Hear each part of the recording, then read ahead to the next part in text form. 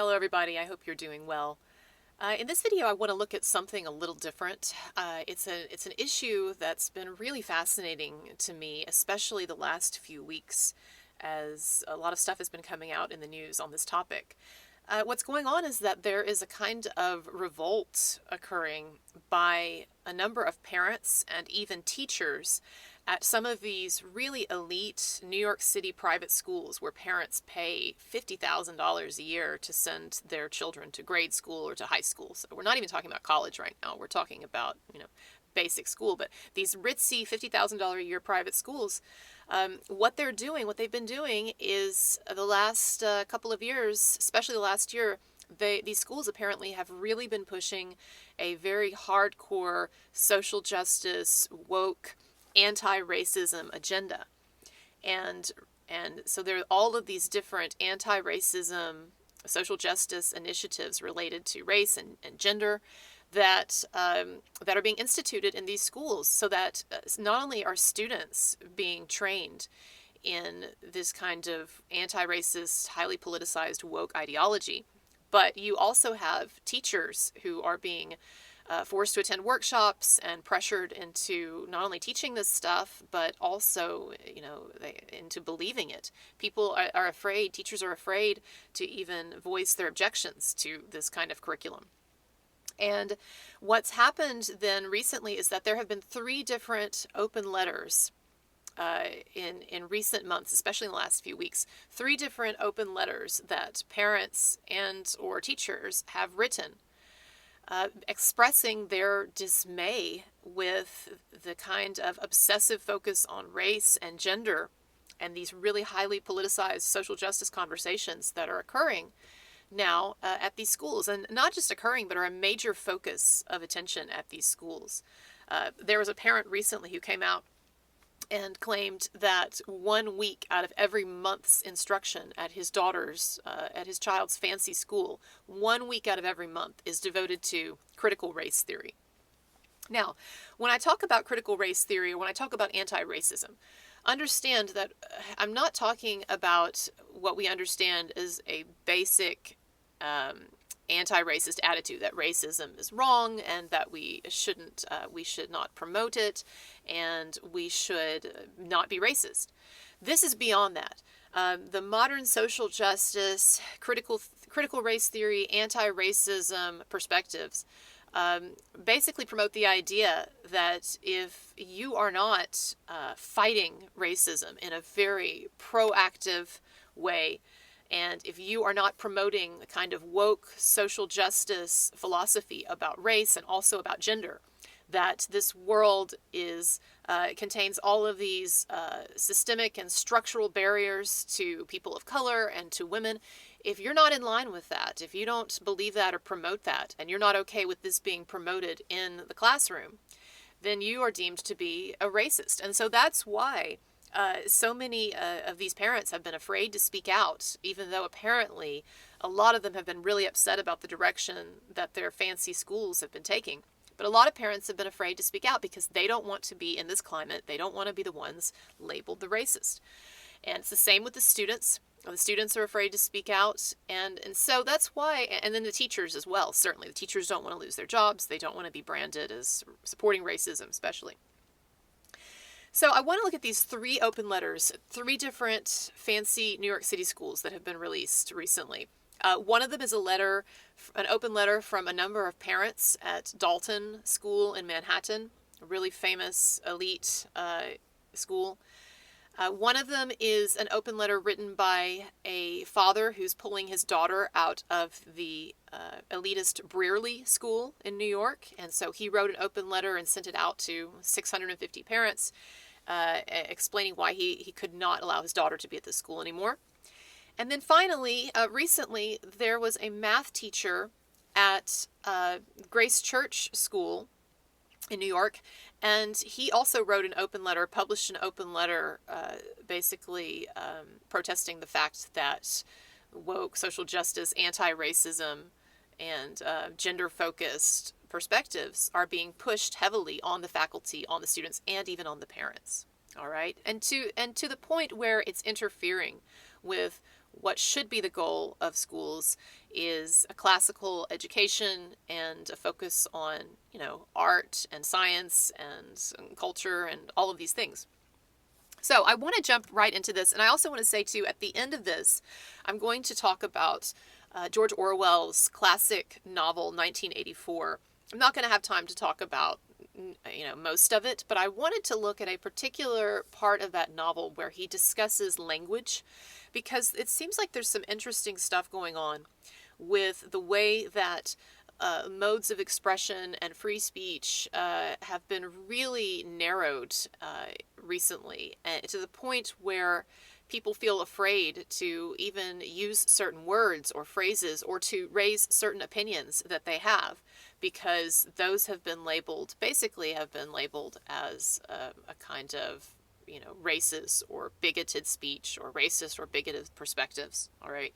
So I want to look at this idea of language and speech, and how in 1984, George Orwell really predicted a lot of the stuff that is happening right now with the way that language has been not only curtailed, but also in some ways co-opted by the social justice movements and these sort of critical theory, anti-racism, and gender and trans-focused initiatives and trainings that these students are getting, these faculty are getting at these schools, and even these parents are getting.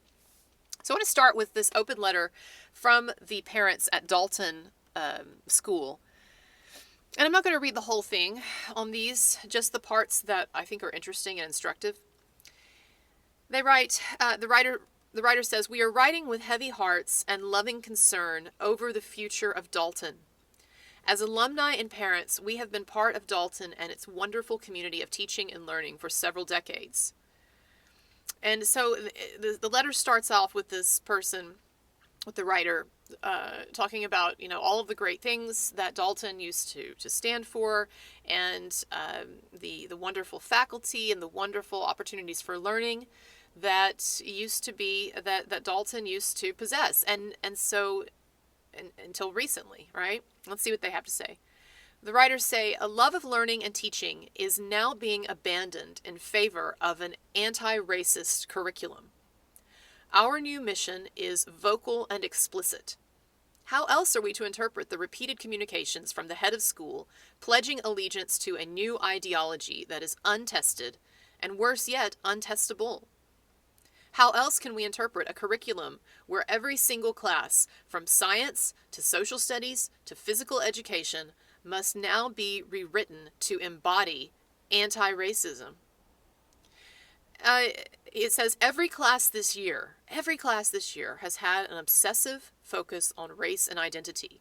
Racist cop reenactments in science, decentering whiteness in art class, learning about white supremacy and sexuality in health class.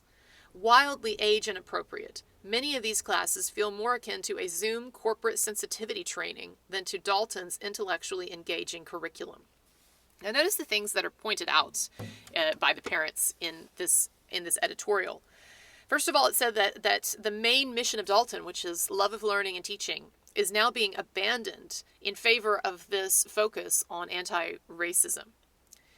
And it also says that it's gotten to a point where every single class, no matter what the subject, whether it's science or social studies or physical education, all of them are now basically being rewritten in order to focus on this anti-racism perspective. And so you have these classes that really have very little to nothing to do with race, or should. And now everything, even physical education, is basically being reassessed and reexamined and reformulated to promote this kind of highly politicized focus on race and gender and trans stuff. And then the article this essay gives some examples. Says there are racist cop reenactments in science class. Okay. There in art class, there are lessons on decentering whiteness. And, what does that mean? That's a good question. I suppose decentering whiteness would mean that they focus more of their studies on people of color and artists of color, perhaps. But it's really, really ridiculous. And of course, these terms, anti-racism, decentering whiteness. They're very slippery, very vacuous terms that can mean a lot of different things. And the way that they're used today now is basically these kind of catch-all phrases for this sort of, very aggressive, politicized perspectives on race and gender. All right.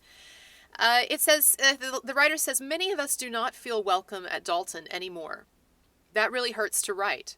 This ideology is extremely exclusionary to those families, perhaps a majority of the Dalton community, who don't identify as part of an oversimplified racial dichotomy in a beautiful and diverse world, or those who choose not to make their racial identity the centerpiece of their family life or their children's education.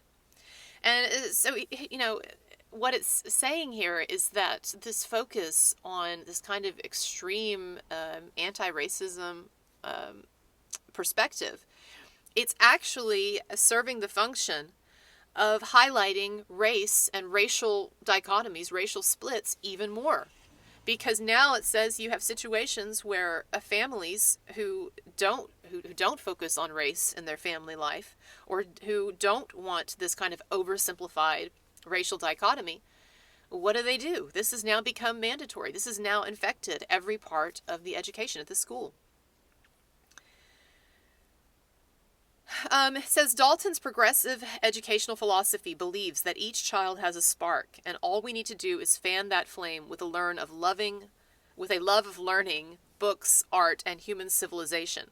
Now, this was the old Dalton approach. That's what it says. This approach is the original Dalton plan. But you'd never know that to listen to this year's classes and administration. The curriculum is being revamped in a rush in the middle of a pandemic.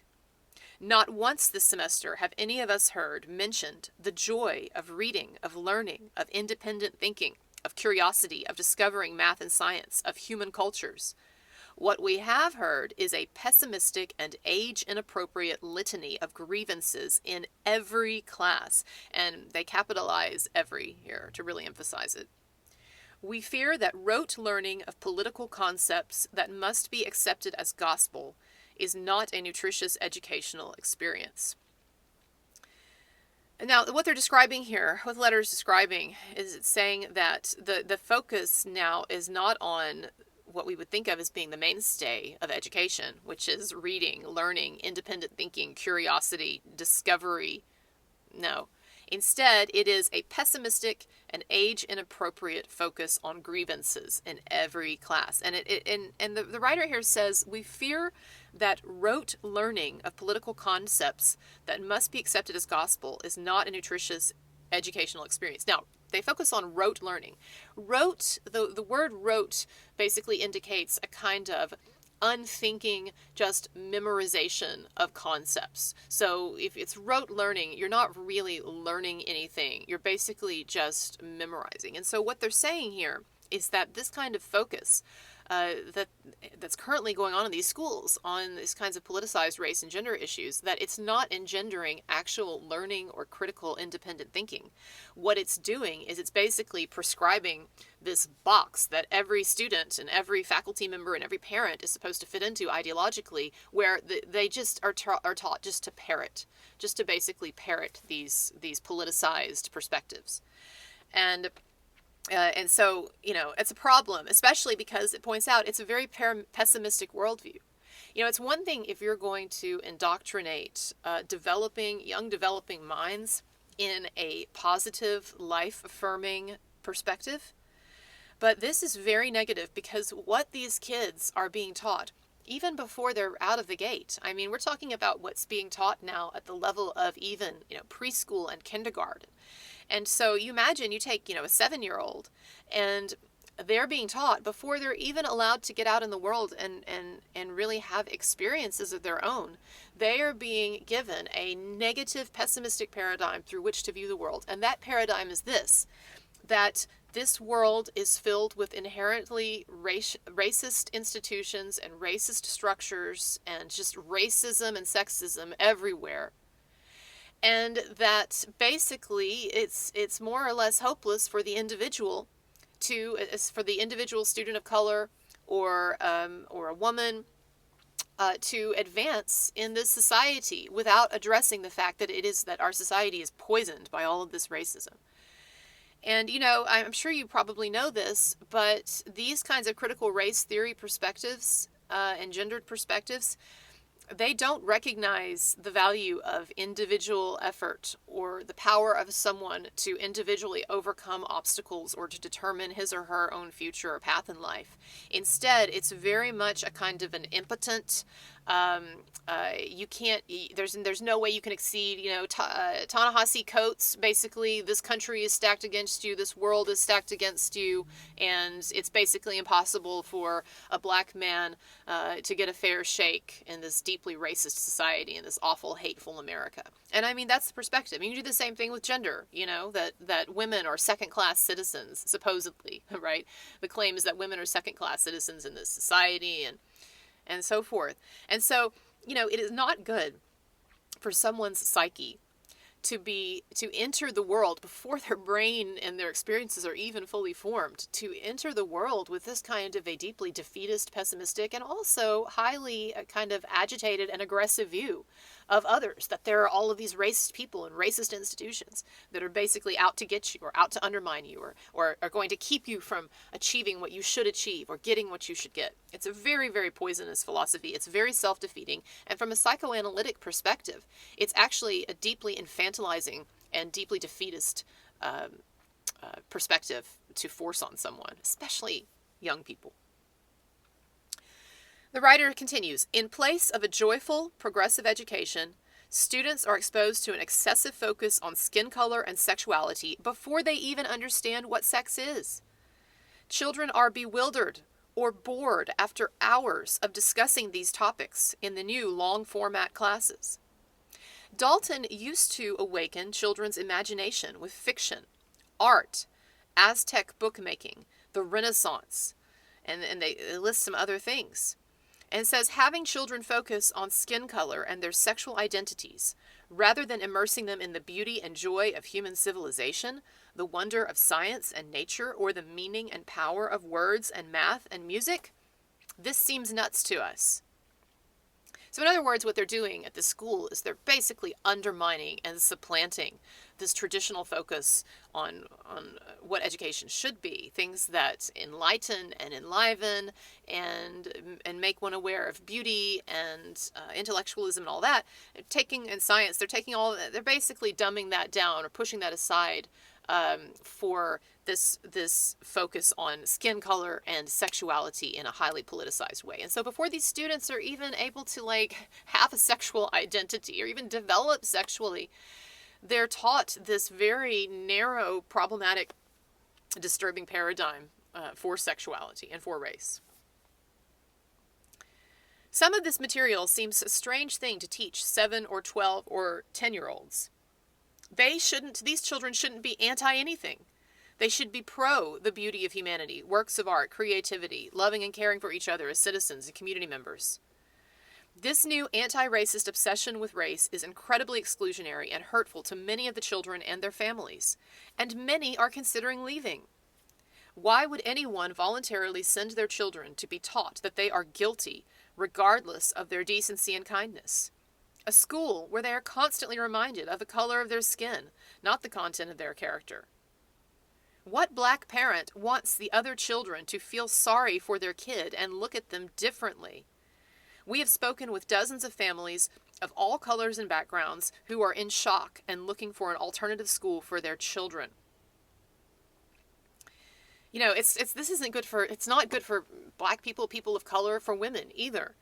And it's saying, why would a parent want other children to look at their child and think, oh, it's that person is black, so they're poor and downtrodden and they have all of these disadvantages and they can't get ahead. I mean, that is just that kind of infantilizing victim attitude of victimization. It's not helpful and it's not even accurate.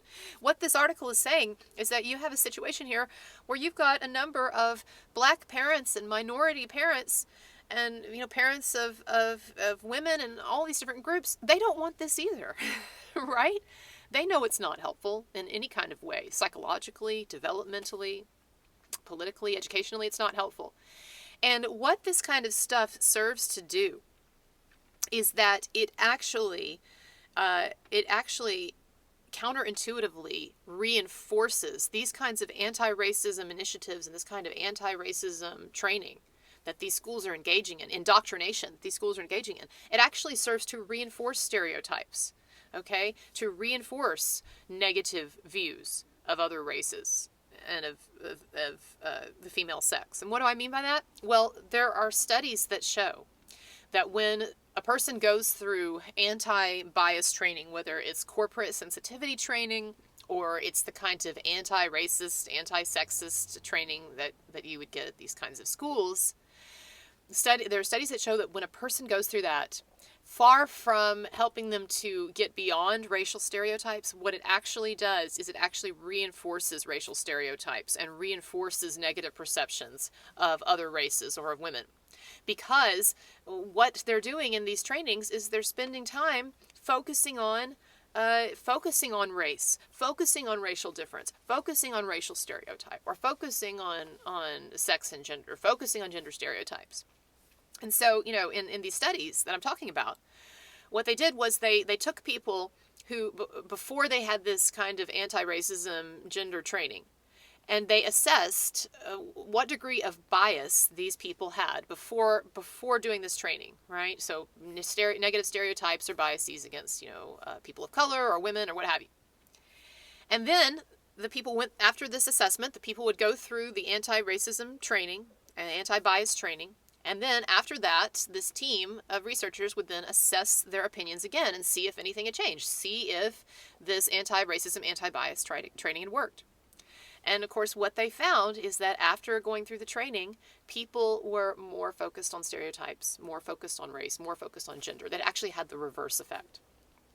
And I talked about this the other day in the video that I did on sex and philosophy. And I talked about how from in the view of the philosopher Bataille, for instance, when you have a prohibition that is set, when you have a rule that is set, or when you have a focus on something that you're not supposed to do, then what that actually does is it reinforces that prohibition. Actually, counterintuitively reinforces the transgression. In other words, it reinforces the thing that you don't want it to reinforce, right? So for instance, I did this exercise in my last video, the philosophy video, where I said, I want everybody for the next 30 seconds to not think about a pink elephant. And then I proceeded over the next 30 seconds to say things like, well, you're not thinking about a pink elephant, are you? Don't think about a pink elephant. It's really bad if you think about a pink elephant, right? And of course, the point I was making is that when you are told repeatedly not to think about something, what do you end up doing? Well, you think about it. Because in order to try not to think about something, you actually have to be made more aware of it. You're reminded of it, right? And so that's what we're finding in these kinds of woke social justice initiatives, is that they actually reinforce an unhealthy, obsessive, and stereotypical focus on race and gender. All right, so this and this letter, they state, to be clear, we abhor racism. We celebrate diversity in an inclusive environment. What they're saying is, of course, we're not for racism. Of course, we don't want to tolerate racism. But we just believe that this kind of training and these kinds of initiatives and this kind of obsessive focus on race in the classroom, it is unhealthy. It doesn't help people of color. It doesn't help women, and that it actually reinforces negative stereotypes and negative behavior. Okay. So that's interesting. And what ended up happening here after this letter was sent out in January, posted and sent out in January. And I just read a couple of days ago that the headmaster of this school, the principal, is resigning. So, I'm optimistic to see that this is gaining some traction and that parents are starting to find their voice and that they are trying to exercise some authority over some of these principals and these institutions, these headmasters that have just run amok with this crazy stuff. And some of you might ask, well, where does this come from? How is it that the education system has become so politicized? In my day, the teachers, especially grade school teachers, high school teachers, they weren't very political. And that's what, and here's the thing you have to understand. is that the people who are running the schools now, I'm talking about the administrators at these schools, I'm talking about, even the teachers, but a lot of the people running these schools and coming up with these programs, these anti-racist and gender-focused programs, they went to grad school in education colleges that are extremely, extremely hardcore leftist and very politicized and very focused on critical race theory and gender theory and all of this stuff. And so, the thing is that this kind of shit, this starts early on. It starts in our grad schools. And this stuff has been going on in our grad schools and in our education departments and education master's programs and PhDs programs. This stuff has been going on for a long time.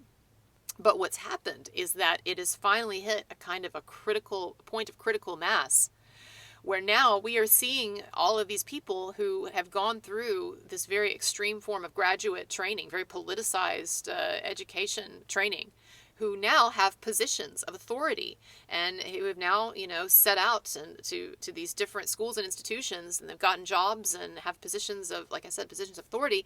And now they're taking all of this BS, this highly politicized BS that they learned in graduate school in these education programs. And now they are changing the very nature of these institutions that they have joined, these schools, to fit the kind of political agenda that they picked up in grad school.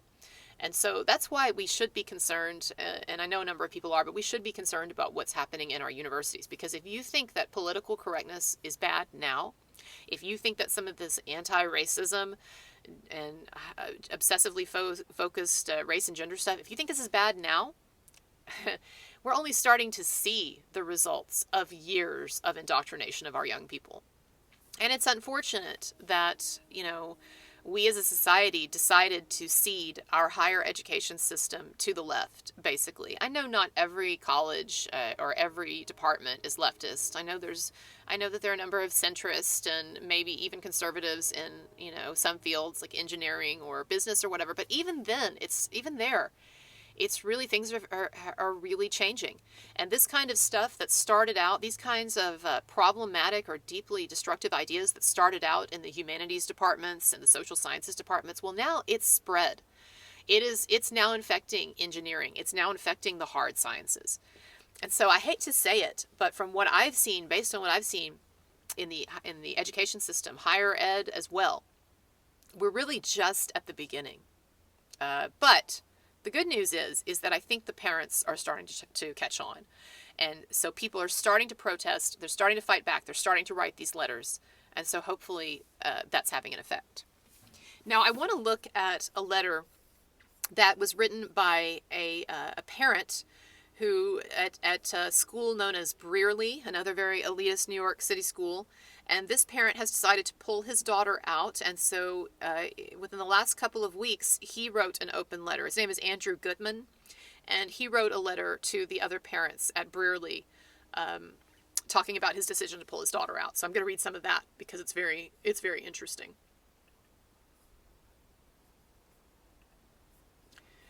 So he writes, "Our family recently made the decision not to re-enroll our daughter at Brearley for the next school year. She has been at Brearley for 7 years, beginning in kindergarten.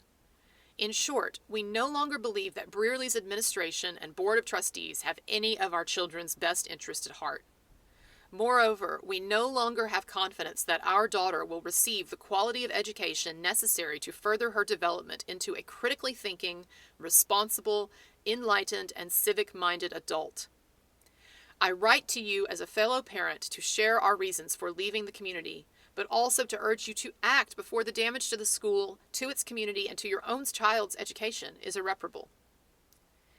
It cannot be stated strongly enough that Brearley's obsession with race must stop." Now, it's interesting here that this guy mentions this obsession with race at the schoolhouse because it's the exact same terminology that the parents at Dalton used when they said this race-obsessed agenda at our school. So that is one of the problems, is that some people have become so focused on race, and especially on this very sort of aggressive race ideology, it's becoming a kind of obsession, a kind of problematic, single-minded focus, and it's crowding out at these institutions. It's crowding out other forms of learning and other perspectives.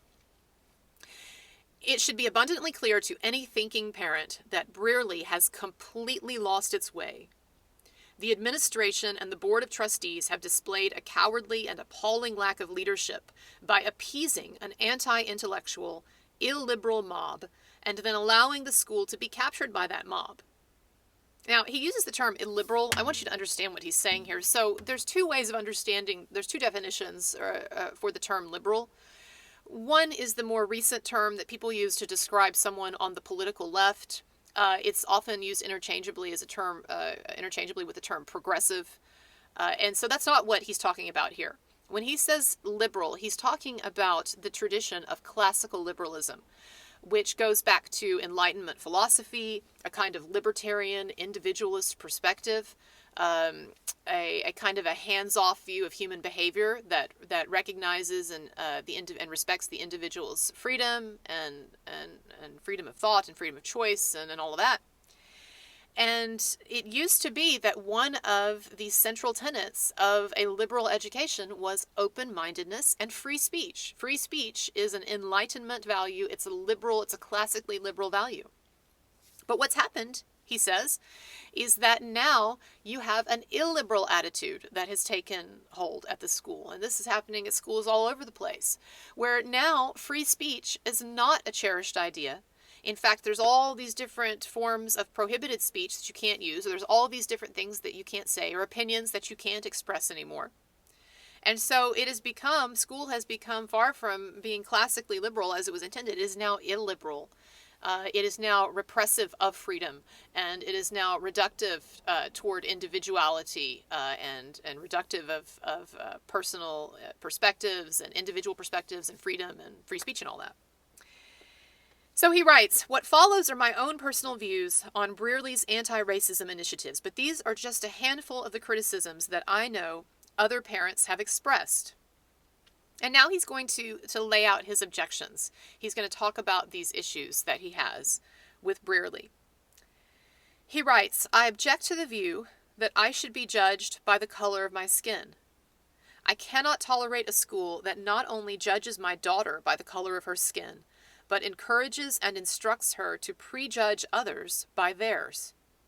By viewing every element of education, every aspect of history, and every facet of society through the lens of skin color and race, we are desecrating the legacy of Martin Luther King." Now, I told you earlier, I explained how this focus on race actually has a kind of a counterintuitive effect, which means that it basically serves to reinforce racial division, and the same with gender. "I object to the charge of systemic racism in this country and at our school. Systemic racism, properly understood, is segregated schools and separate lunch counters. It is the interning of Japanese and the exterminating of Jews. Systemic racism is unequivocally not a small number of isolated incidences over a period of decades." Now, this issue here of systemic racism is interesting because you hear this thrown around a lot, especially among the politically correct or social justice crowds and people interested in anti-racism and the gender stuff. And this is the idea that our institutions, our society's institutions, it could be everything from the corporate world to the academic world to government, and everything in between, that our society's institutions are all not only poisoned with racism and racist attitudes, but that racism and sexism and things like this are actually embedded in the structures. That's why it's called structural racism or structural sexism, are actually embedded in the codes and rules and bylaws and procedures of the institutions in our society. And that's just not true. Okay, for it to be true, we would have to see that there were rules and codes and procedures in companies and in different institutions barring black people from being hired or barring women from being hired. And we just don't see that. In fact, the only place where we do see today, where we do see systemic racism is actually in affirmative action initiatives. In other words, when you see schools, colleges that accept applicants based on a holistic scoring or a holistic application, what they're telling you is that they didn't select that person based on their grades, their SAT scores, or their objective achievements.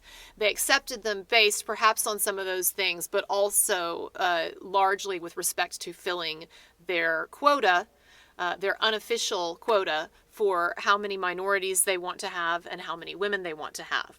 And so the truth is, and this parent, he actually, this writer of this letter, he actually points this out here. He writes that, hold on a second.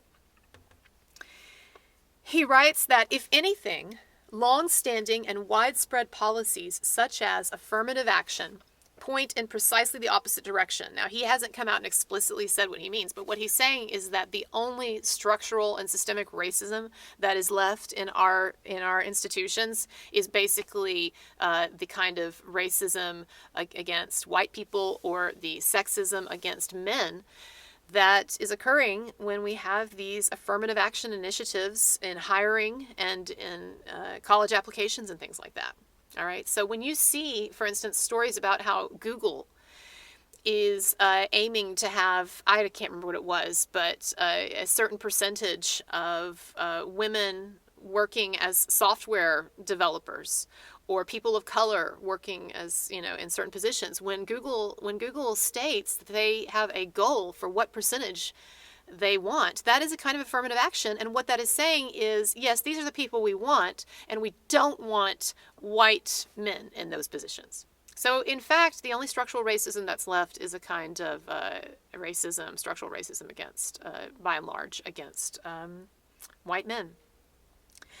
And so my point is, and let me just say that it's not that I deny that structural racism or structural sexism has never existed. Of course, we can look back in our history and we can see that. I don't even need to go over it, right? I know what Jim Crow laws are.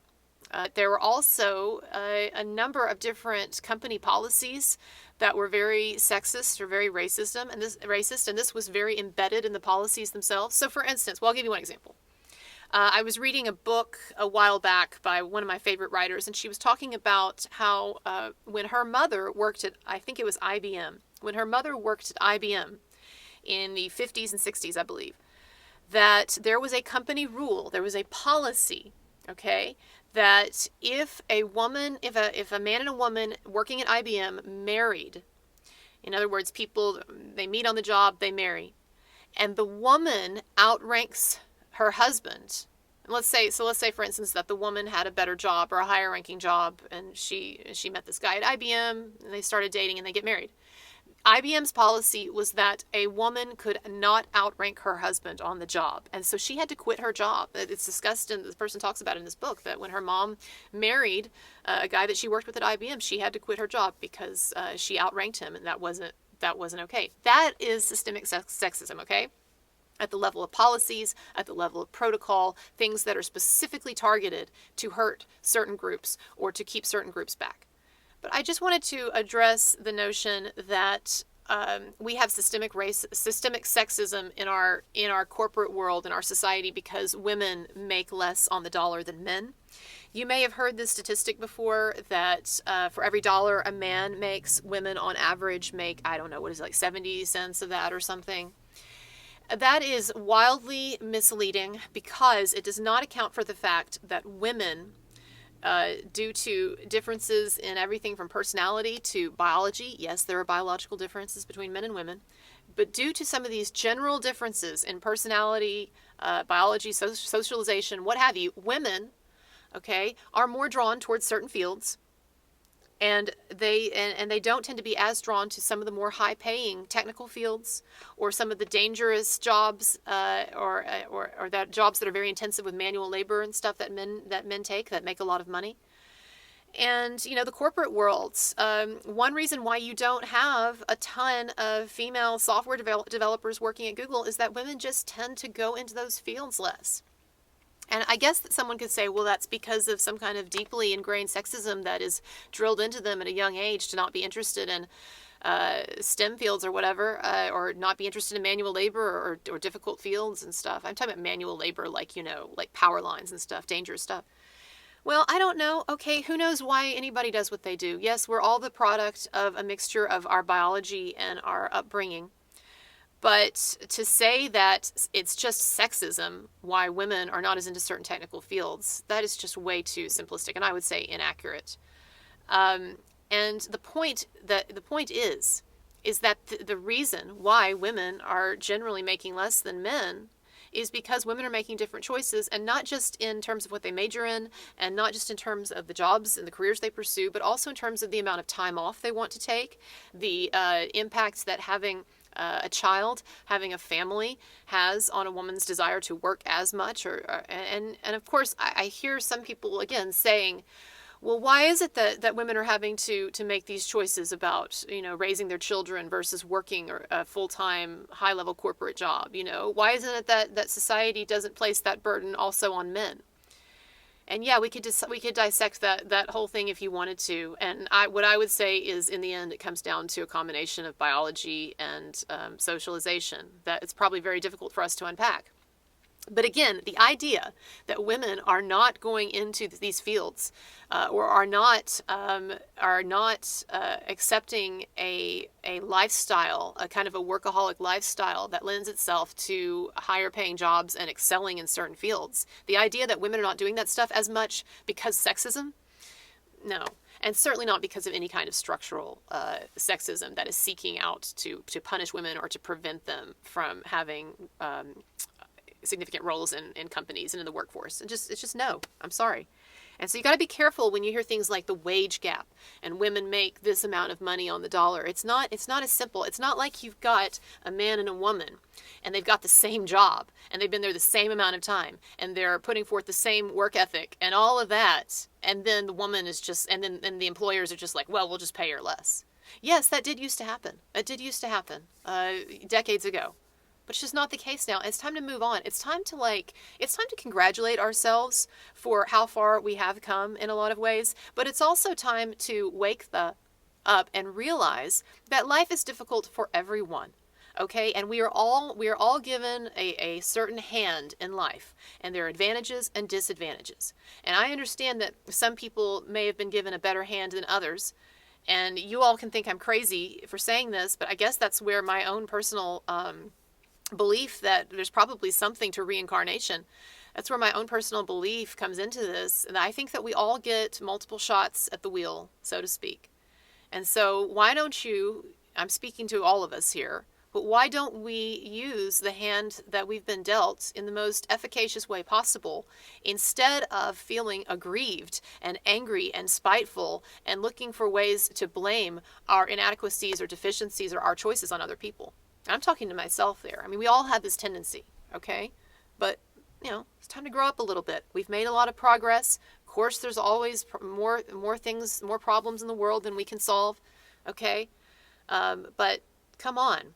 And so what he's saying here is this kind of like hyperventilation over racism and this idea that we're in this structurally racist society and structurally sexist, and it's stacked against people of color and stacked against women. And so this stuff has to be pushed heavily to our school children, to our teachers.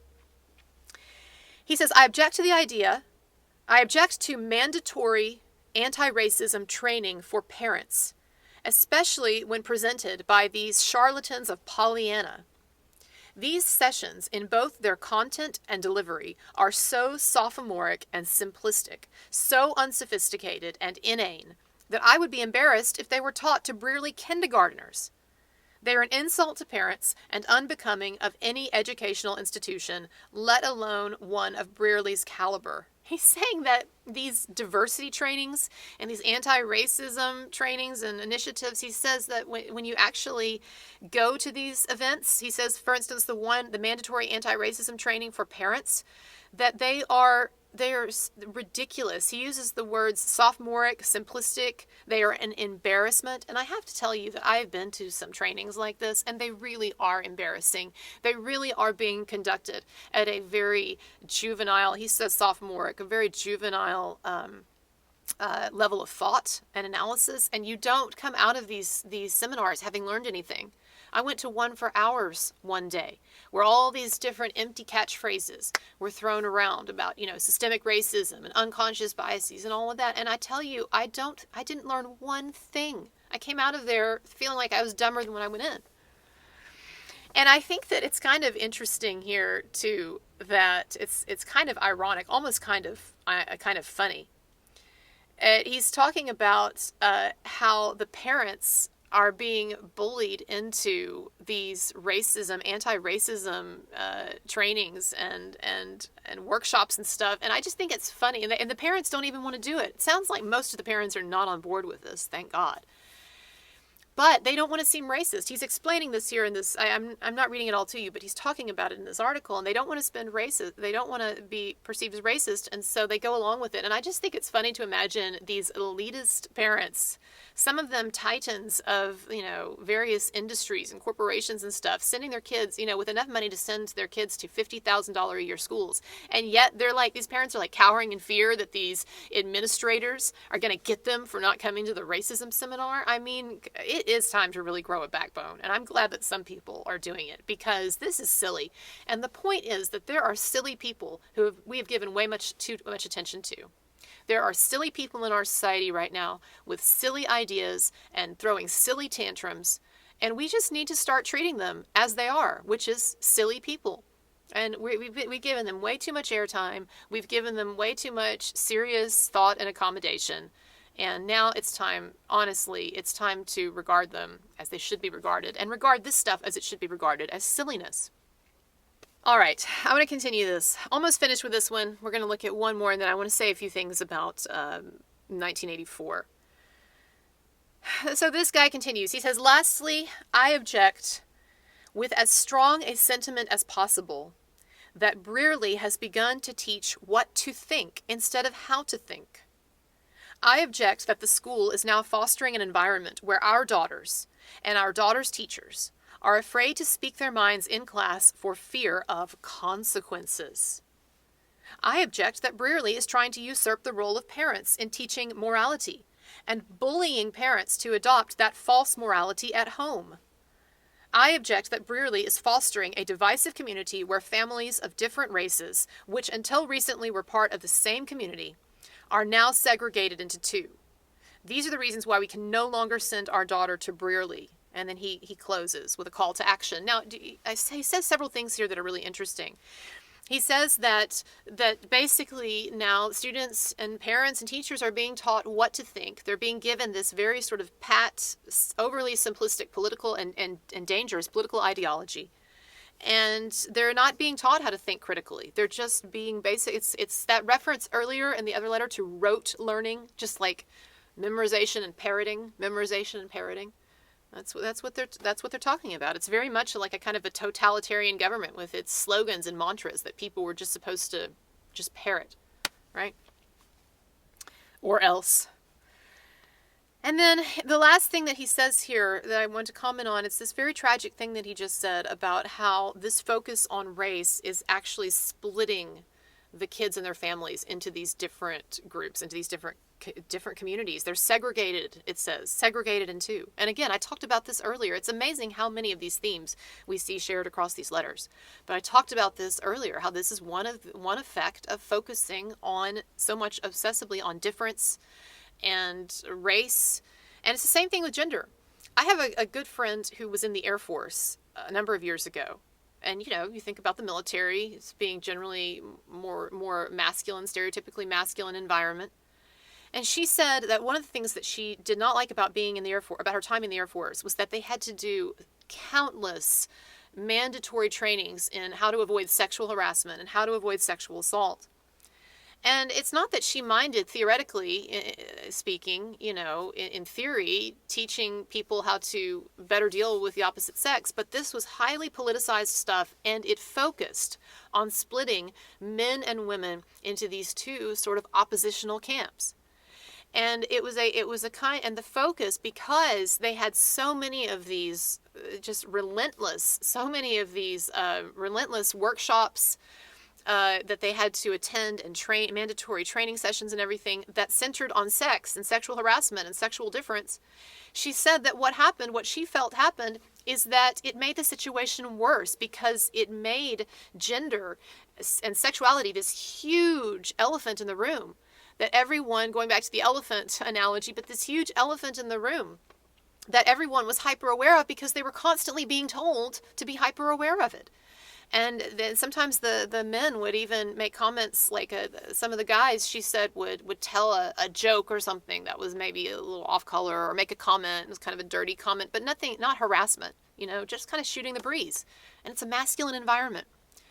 And she said that the men would occasionally do that, and then they would kind of recoil and be like, oh, I probably shouldn't tell you that. You might get me in trouble, or did I go too far with that, or whatever. And everyone's walking around on eggshells when really what my friend wanted, she wanted to be treated just like anyone else. She did not want her sexuality and her gender to be just constantly promoted as this big difference that had to be overcome. And so it had a kind of counterintuitive effect. Focusing so much on sexual harassment, actually, in some ways, it can create a more divisive and a more excluded, a more divisive environment, and a greater exclusion for women who just want to be treated like the others, and who just want to get along with the guys at work. And there's nothing wrong with that.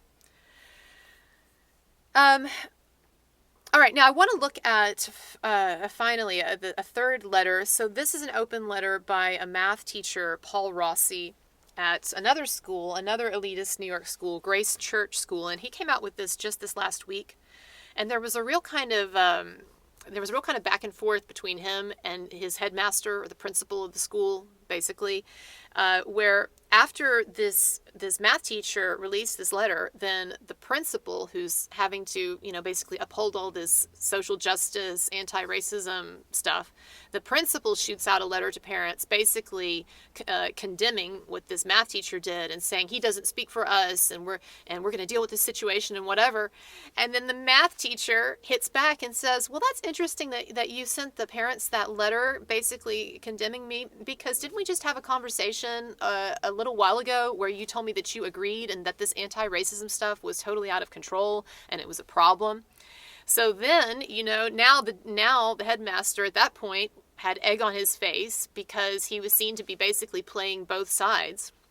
And so then this whole thing kind of snowballed, and now the math teacher is going to have to step down. The long and the short of it is. So you have this math teacher, by all accounts, a great teacher, a pillar of this school, and he writes what I think is a very, very honest, but not particularly controversial, but very honest assessment of what's going on at the school with this anti-racism and anti-sexism stuff being out of control. So this teacher writes this, and then basically he's been forced to step down. They have some euphemistic way that they're explaining it, but yeah, he's basically having to step down. So I want to look at some stuff that he said here. I think it adds a little bit to the conversation. He writes, I am a teacher at Grace Church High School in Manhattan. 10 years ago, I changed careers when I discovered how rewarding it is to help young people explore the truth and beauty of mathematics. I love my work. As a teacher, my first obligation is to my students. But right now, my school is asking me to embrace anti-racism training and pedagogy that I believe is deeply harmful to them and to any person who seeks to nurture the virtues of curiosity, empathy, and understanding. And now he's going to talk a bit about anti-racist training. He says anti-racist training sounds righteous. It sounds good. But it is the opposite of truth. It requires teachers like myself to treat students differently on the basis of race. Furthermore, in order to maintain a united front for our students, teachers at Grace are directed to confine our doubts about this pedagogical framework to conversations with an in-house Office of Community Engagement. for whom every single objection leads to a foregone conclusion. Now, what is he saying here? He's talking about, first of all, the fact that this anti-racist training, and I said this earlier, is not just about dealing with some racist attitudes and stuff, but it is about a full reimagining of society that is geared toward a kind of obsessive focus on race and a belief that that racism and sexism and systemic racism and systemic sexism prevent the individual from moving forward in life, and that these should be primary points of focus for students and faculty. And he's saying that's ridiculous. He disagrees with that. He says, my school, like so many others, induces students via shame and sophistry to identify primarily with their race before their individual identities are fully formed. Now, I love what he says here about that, because it's like I said earlier, you're indoctrinating someone in a very particular perspective on the world, in one that is negative, it's pessimistic, it's not good for the individual, it's not empowering, it fosters grievance. These are not good things, and they are indoctrinating them into these children before the children even have any real intellectual capacity to defend themselves against it, or to reason, or to figure out what they think. And then he talks about how this kind of anti-racist training, one of the main things that it does is it breaks the students down into two groups. That is the oppressor group, which are white people or males, and the oppressed group, so people of color, women, minorities, trans people, right? And this kind of breaking people into these two groups, it's very unfair. First of all, it's a very unfair generalization.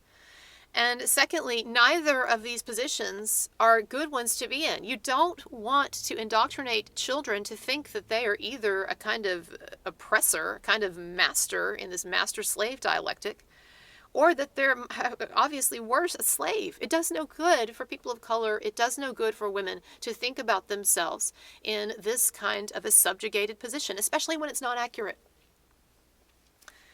All of this, he writes, all of this is done in the name of equity, but it is the opposite of fair. In reality, all of this reinforces the worst impulses we have as human beings, our tendency toward tribalism and sectarianism, that a truly liberal education is meant to transcend. And then he talks about how recently he was at a meeting.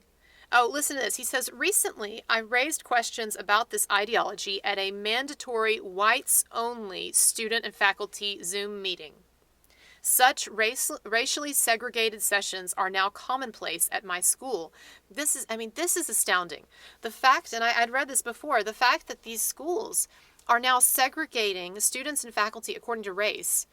And the idea being that it provides a safe space for women and minorities where they won't have to deal with the offensive, and subjugating presence of white males or whites in this case. So the black students are doing their own thing, the white students and the black students and teachers doing their own thing, the white students and teachers doing their own thing, having these separate conversations about race. Give me a break.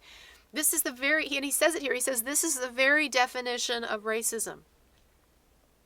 So he says recently he was at one of these meetings and he raises objections to it. And he says that, some people thanked him for raising objections because no one else was doing it.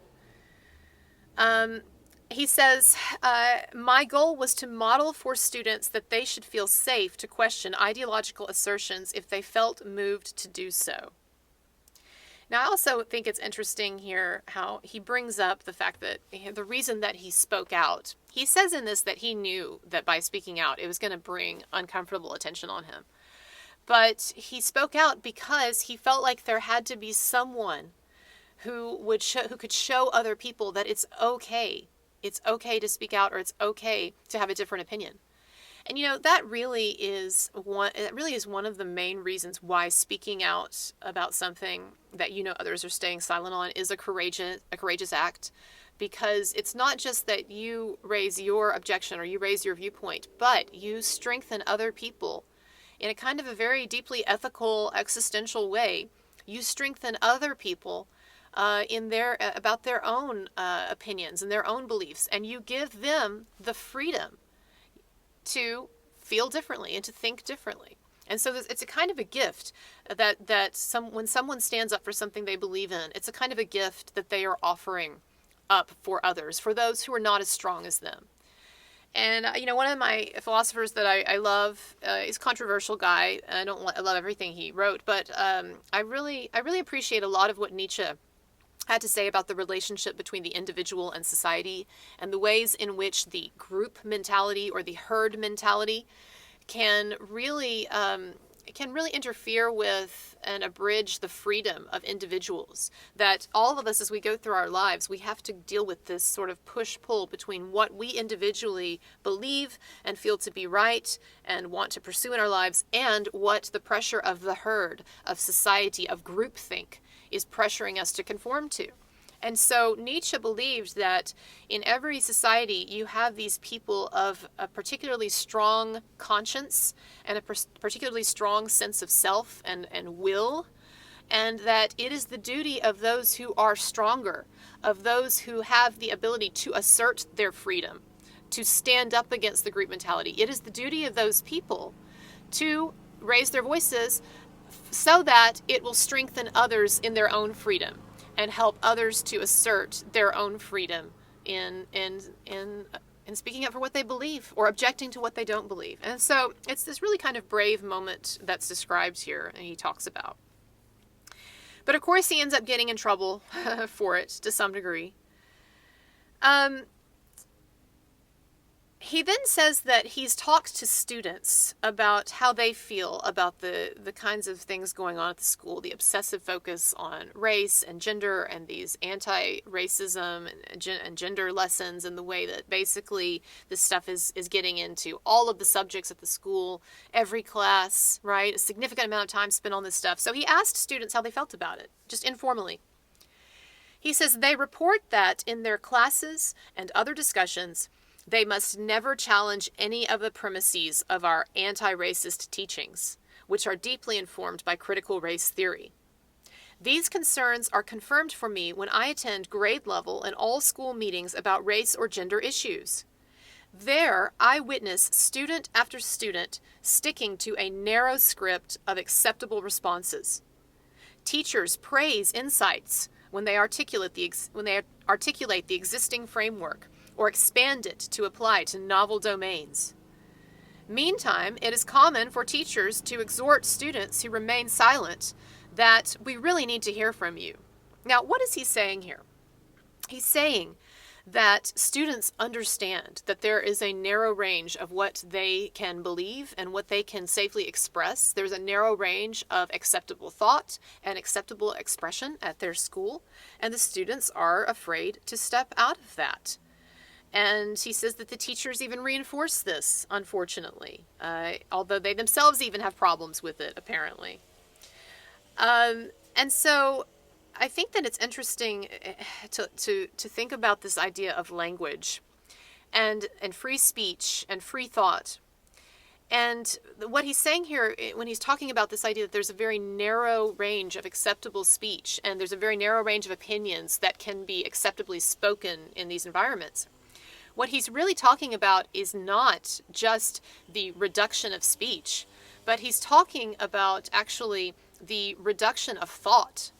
Because if you cannot employ the words, either written or spoken, if you cannot employ the words, sorry, there's noise. I hope you can't hear that. It's kind of annoying.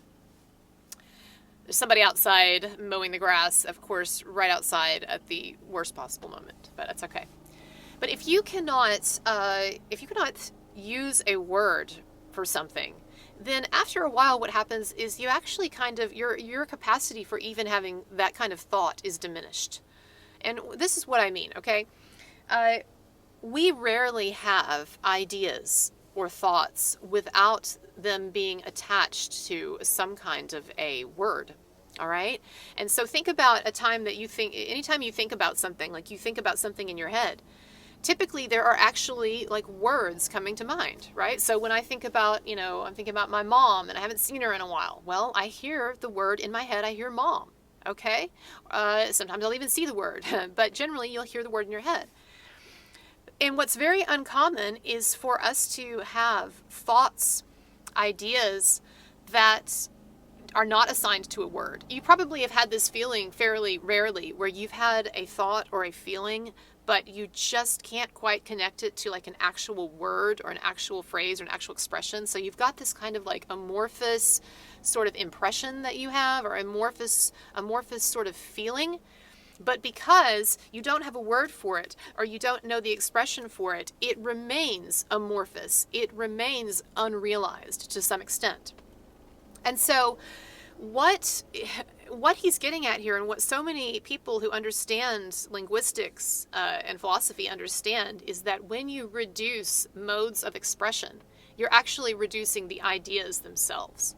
The ideas, when they're not tied to a robust mode of expression or vocabulary, then they kind of shrivel, they kind of wither. And so you've got these students here who are at a foundational, formative point in their lives, whether we're talking about preschoolers or we're talking about teenagers, when they should be acquiring as many different modes of expression and playing with as many different thoughts and perspectives as possible. But instead, what they're being trained to do is to cut out anything thought-wise or expression-wise that might be offensive, or that might be counter-orthodox, or that might just not quite fit in with these paradigms of highly politicized anti-racism and gender studies and everything. Now, when we talk about this idea of free speech and the censorship of modes of expression and acceptable thought, this is where I wanted to, here at the end, get into Orwell just a little bit. So I was talking about 1984. And most of you are probably at least somewhat familiar with the premise. It's about a futuristic, fictional totalitarian government, and it's kind of loosely inspired by communist totalitarian regimes and authoritarian fascist regimes like Hitler, for instance. But the point is, totalitarian government, and you have this government comes in. And one of the things that they do is they create a new language, and they call it newspeak, like new versus old. And they create this new language, and this new language has several primary characteristics, okay? First of all, a lot of words have been removed. A lot of vocabulary is eliminated in this new language, okay? And the reason for that is because the government, in this fictional scenario, they want to eliminate as many modes of expression as possible, so that it will be more difficult for people to communicate about, or even just to think about, ideas. So, what this government does is it eliminates a lot of vocabulary words, and then the words that are left, it basically dumbs down to their most sort of vacuous, empty meaning. So for instance, he talks in this text about the word free, okay? And he says that there are multiple meanings of the word free. One is free of something, as in like does not possess something anymore. Like the dog, the example he gives is the dog is free of lice. Okay, the dog does not have lice anymore. But another use of the word free is to mean intellectually free, philosophically free, politically free. And this is the deeper meaning of freedom. And what Orwell says in 1984 in this discussion of this new speak, of this new totalitarian language, is that the government eliminates these deeper meanings of words, so that the word free no longer applies to a concept of political freedom or existential freedom or philosophical freedom, right? And so people, because the word is no longer used in that way, then eventually people forget about the concept altogether. Because as I said earlier, if you think about it, to think of something, okay, you have to have a word for it generally, right? And so, like I said earlier, it's very uncommon for us to have a thought that is not tethered to a specific word or vocabulary. And we all know the experience of trying to think of something that we don't have a word for. We'll have maybe some kind of vague feeling vague idea, but because we can't think of a term for it or words to put it into, it remains this very sort of amorphous thing. And Lacan, this French psychoanalyst that I've talked about before, Lacan understood the restrictive power of language. You know, we tend to think about language as being an expressive thing, right? I use words to express myself. I use words to enlarge my meaning, to communicate with others, to enlarge my experience, right? But what Lacan was interested in is the way in which language actually also serves to restrict our communication and to even restrict thought. And Lacan says that, you know, the reason for this is because from an early age, from the earliest age, when we are acquiring language, even when we're not aware that we're doing it, right? You know, the brain of the baby and the brain of the toddler and the small child, linguistically speaking, it is all primed just to go, to just absorb stuff. And that's how we learn language mostly. We don't learn it from someone teaching us, right? Of course, that helps. But generally speaking, it is just a kind of osmosis. It's almost a kind of a supernatural, like miraculous kind of osmosis. It's a miracle that we pick up language like we do. But what Lacan says is that we start acquiring language in some ways even before we're really acquiring thought, because thought requires language to an extent. And so Lacan says that before we are even really a thinking subject, a fully thinking subject, or a fully formed, before we are really even a fully formed identity, that we have language before that we are given language from the beginning. And that we have a very ambivalent relationship to this because having learned language at such an early age, it is almost kind of forced on us, right? And what language does is it partly restricts thought. Now you might say, well, how does language restrict thought? I thought language was about expression. Well, yes, but language is very limiting and restrictive as well. Just think of a time when you have been in an argument or a fight with somebody, maybe it was a spouse, and you have something in your head sort of that you're trying to communicate, but then when you go to say it, it comes out wrong. Like either you flub it, you find the wrong words, or the other person doesn't know what you're saying, or they misunderstand your words. And between thought and speech, there is a kind of restrictiveness that occurs. Words often are not adequate, or we don't employ them adequately enough to get our meaning across. And so this notion of Lacan's that language is a restrictive structure, not always expressive, not always expanding for us, is very interesting, and it goes very well with Orwell's ideas in 1984. And I'm looking here at his closing appendix. It's a part that was added to the end of the book. And so after the conclusion of the plot, there's this short little language appendix where Orwell analyzes Newspeak. He analyzes this totalitarian language that he has invented in this novel. All right? So I want to look at just a couple of things that he says about it.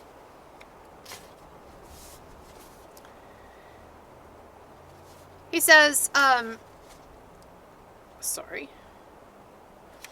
He says the purpose of Newspeak, and Newspeak is the new totalitarian language in 1984. The purpose of Newspeak was not only to provide a medium of expression for the worldview and mental habits proper to this government, but to make all other modes of thought impossible.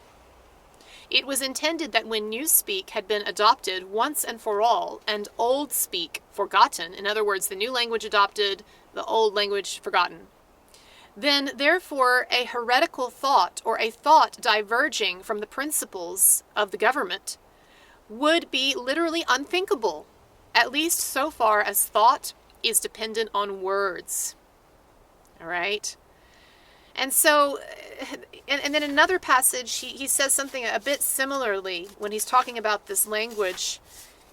He writes, "From the foregoing account, it will be seen that in Newspeak, the expression of unorthodox opinions above a very low level was well nigh impossible."